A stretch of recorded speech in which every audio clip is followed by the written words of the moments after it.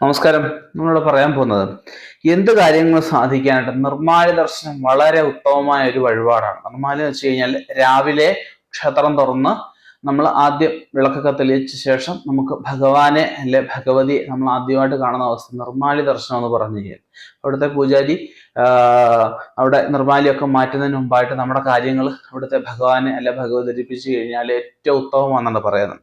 അതായത് അത്താഴ പൂജയ്ക്ക് ശേഷം അവിടുത്തെ മേൽശാന്തി അല്ലെങ്കിൽ തിരുമേനി നടയടച്ചിട്ട് പോകുമ്പോൾ സപ്തഋഷിമാര് ഈ ക്ഷേത്രമായിട്ട് ബന്ധപ്പെട്ട മറ്റ് ഉപക്ഷേത്രങ്ങളിലെ ദേവതാ സങ്കല്പങ്ങള് അല്ലെ ഇതുമായിട്ട് ബന്ധപ്പെട്ട വേറെ ഏതെങ്കിലും ക്ഷേത്രങ്ങളുണ്ടെങ്കിൽ അവിടുത്തെ സങ്കല്പങ്ങളൊക്കെ വന്ന് ആ ഭഗവാനെ പൂജിച്ച് അല്ലെ ഭഗവതിയെ പൂജിച്ച് സന്തോഷവാനായിട്ട് അല്ലെ സന്തോഷവതിയായിട്ടൊക്കെ നിർത്തിയിരിക്കുക.